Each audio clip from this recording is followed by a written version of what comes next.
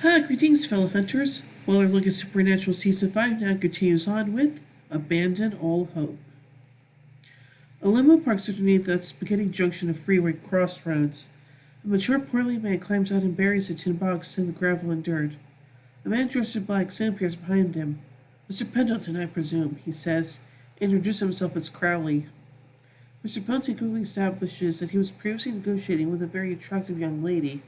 In fact, it's very important to him because the lady said their deal needed to be sealed with a kiss. That's right, Crowley says. But since he's such a big fish, he can stand our sealing the deal with him personally. Crowley tries near as Pendleton stutters refusals. Crowley says fine, he can cling to his homophobia and forego the complete bailout he needs to remedy his bank's ridiculous incompetence. Mr. Pendleton rises. Crowley counts down his fleeting opportunity to comply. He finally gives in, and they connect. Cassiel's been stealthily watching the deal go down from nearby and reports to Dean via cell phone that he's got him.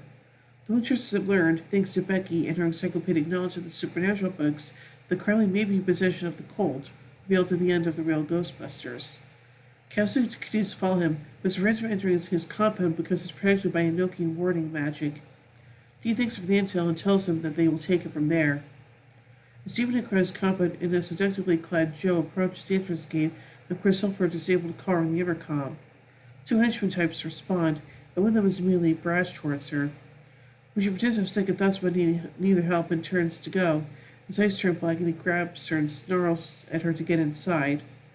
She snaps his grabbing arm and flattens him, and Sam appears and takes care of him and the second guy with a knife. Dean arrives and they set to move inside. Crowley is in the mansion having a drink and watching Nazi propaganda rails when the electricity goes out. He flashes a knowing smile and rises to find Sam and Dean in the house. Weapons ready. He greets them as the Hardy Boys and tells them it took them long enough to find him. He turns toward them, but suddenly stops to find they managed to paint a devil's trap on the other side of the rug in his path. They become visibly nervous, and Crowley voices noise that they've ruined his expensive rug. Suddenly, two henchmen appear restraining Sam and Dean from behind.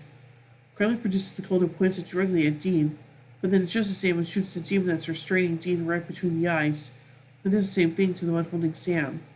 He tells the Winchesters that he needs to talk with them privately. Crowley tells them that they could have buried the Colt and no one, including them, would have been the wiser, but he claims he told them where to find it by way of planting rumors, because he wants them to empty it into Lucifer's face. Sam and Dean doesn't understand why he wanted the devil dead. Deeming them functioning morons, he reminds them that Lucifer is an angel, not a demon, who, in addition to his well-publicized hatred for humankind, regards demons as mere servants and cannon fodder. Crowley believes that once Lucifer exterminates humans, demons will be next. So it's about survival getting back to a world where he can do what he's best at, which is sales. He sends the Colt to Sam to take, which does very tentatively. Sam then asks if he happens to know where the devil is, to which Crowley answers Carthage, Missouri. Sam looks at Dean for a nod and then points the Colt at Crowley's forehead and pulls the trigger. Nothing happens. They appear to brace for some sort of retaliation, but Crowley just is motionless for a beat and then calmly gets up, and so that just reminded him that they need to get them ammunition. Dean takes the opportunity to ask about the wisdom of Crowley's plan in the event that they lose against the devil. He implies he's going to make himself very scarce. I'm sure that Lucifer will wipe them all out anyway. Finally, he suggests, how about you don't miss, okay? Morons. Back at Bobby's place, Castiel and Ellen are in the kitchen engaged in a drinking competition as Joel looks on, and Sam and Dean are in the living room discussing their encounter with Crowley. Sam figures it has to be a trap. Dean smiles and expresses approval that Sam is finally having trust issues with a demon, and they share a light-hearted toast. Dean's not sure it is a trap, though, because his research has found Revelation omens all about Carthage. Plus, 6 people have gone missing from there within the past week. So he thinks that even if it's a trap, they still have to go for it because it looks like Lucifer might be there.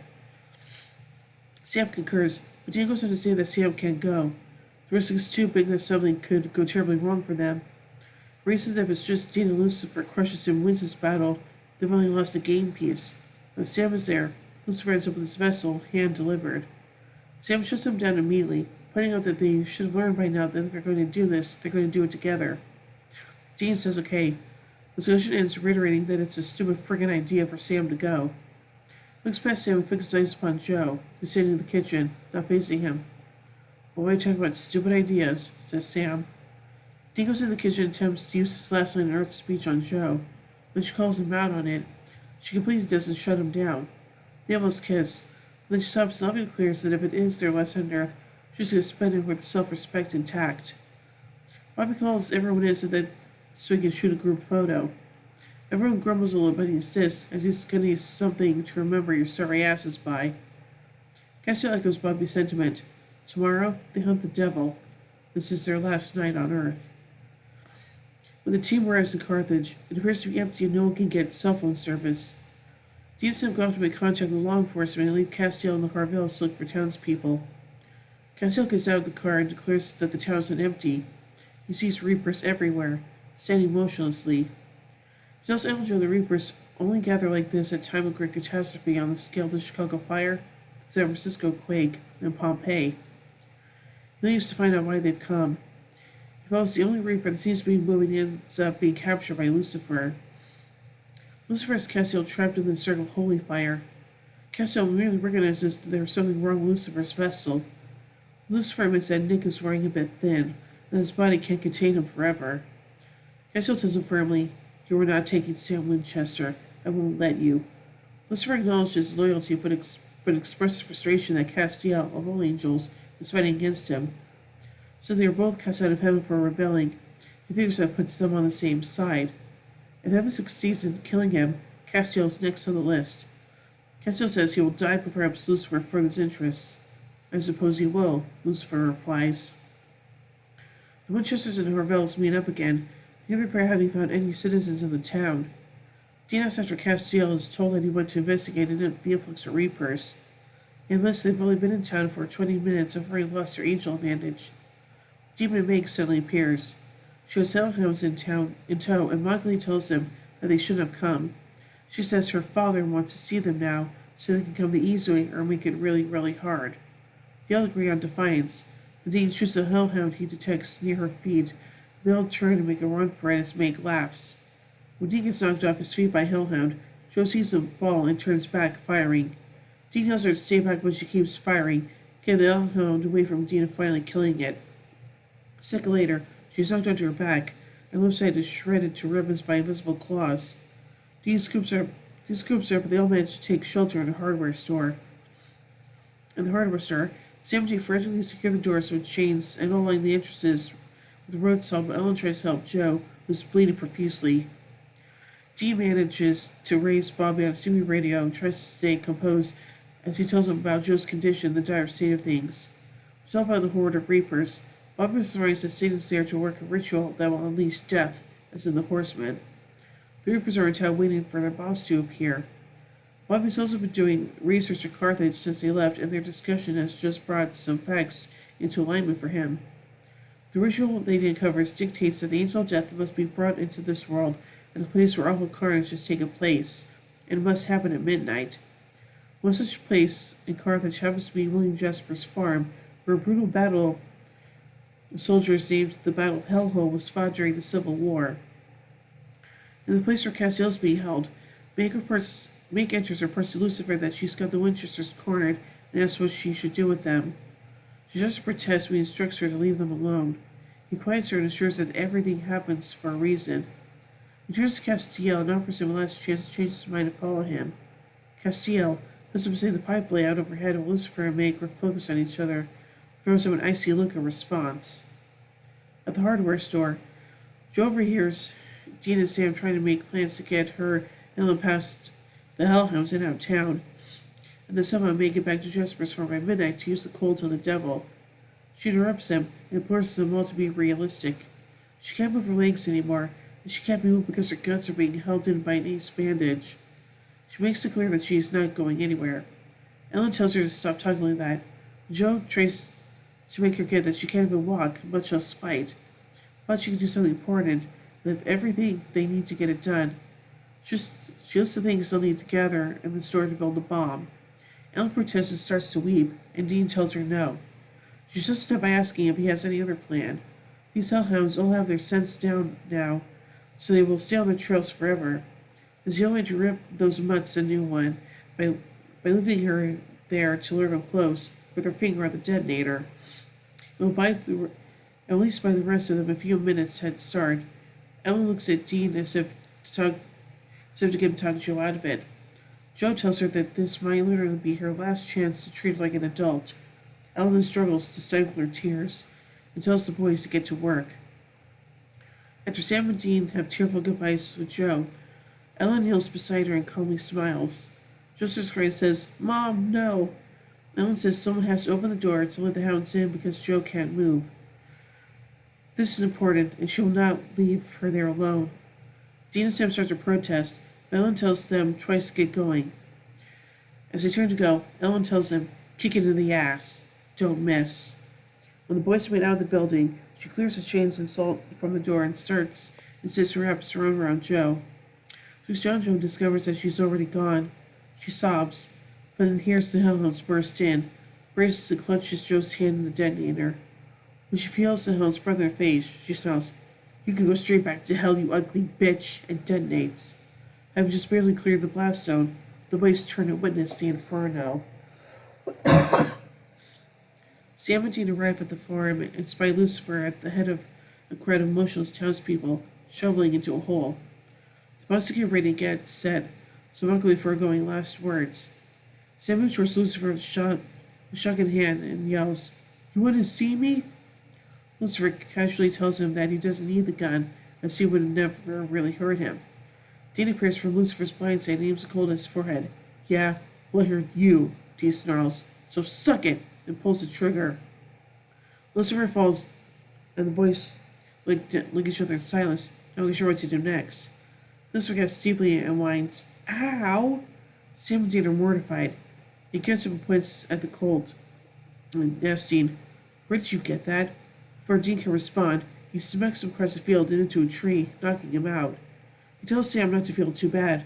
There are only 5 beings in creation the colt can't kill, and he happens to be one of them. The bullet wound / devil's trap in his forehead fades away.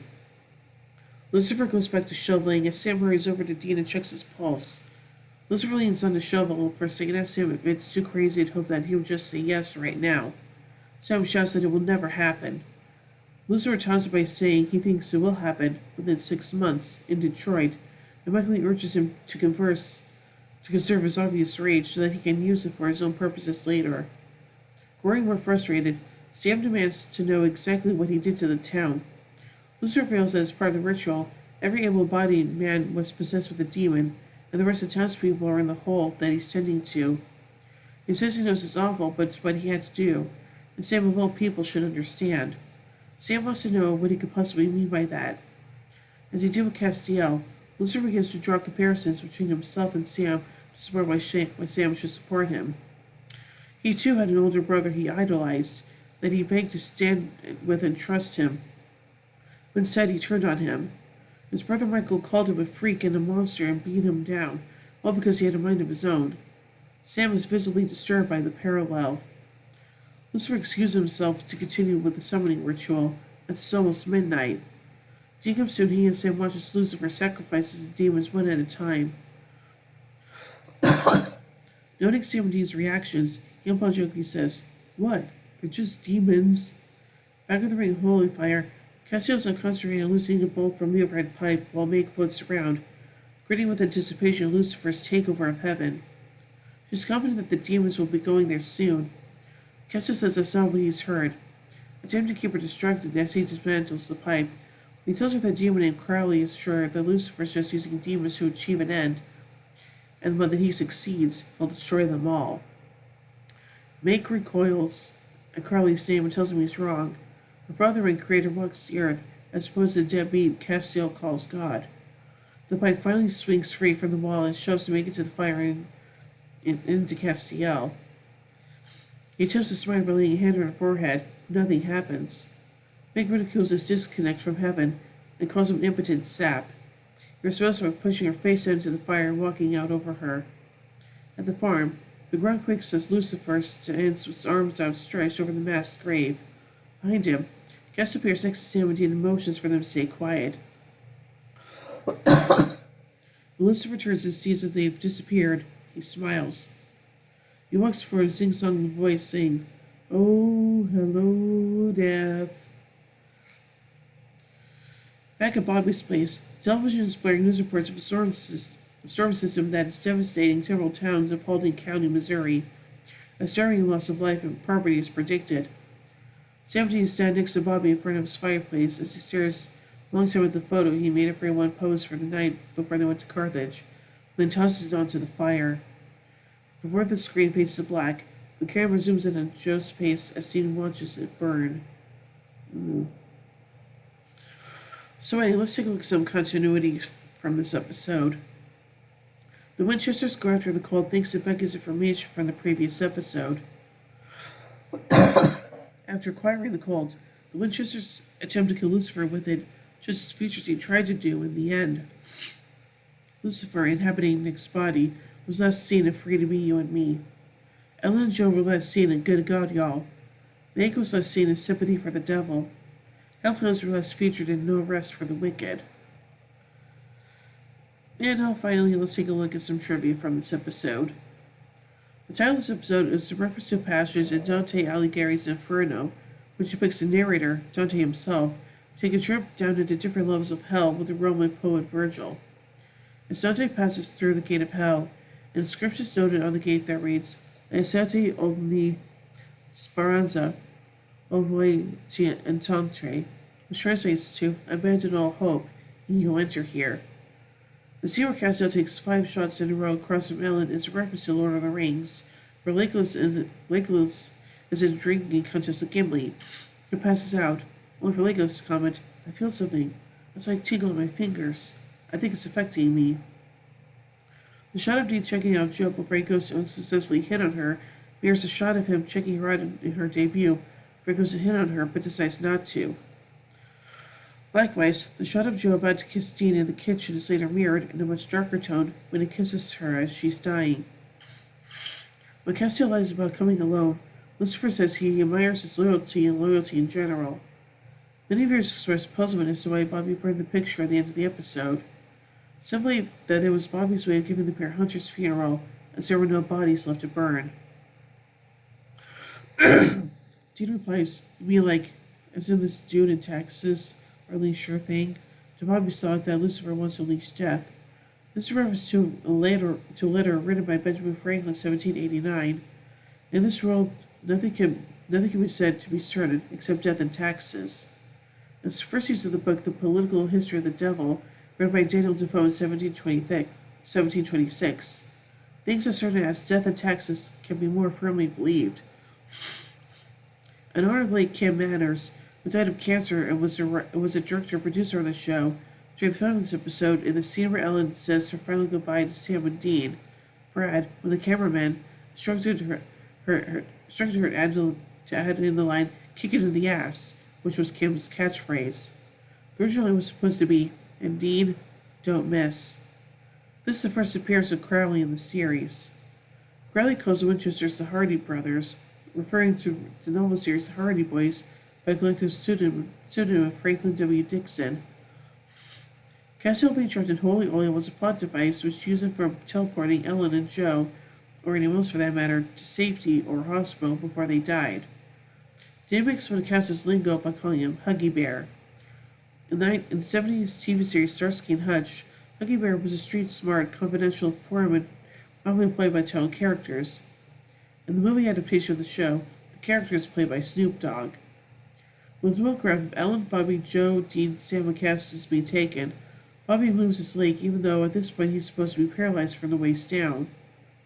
When Winchester's, Harvell's, and Cass drive into abandoned Carthage, one of the missing persons flyer poses for Leslie DeHaan. Leslie DeHaan was a production assistant coordinator on Supernatural from 2005 to 2010. Carthage, Missouri is actually the county seat of Jasper County, not Paulding. CW's official summary for this episode misspells actor Mark Pellegrino. It's Mark Pellegrino with an E instead of an I. So I think this episode is pretty interesting, and yeah, we get our first introduction to Crowley, someone who will be seeing a lot of as the show goes on, So, yeah. So overall, I give Abandon All Hope 4 Impalas out of 5. But anyway, tune in as we till next episode, Sam Interrupted. So, until then, carry on, my wayward sons and daughters.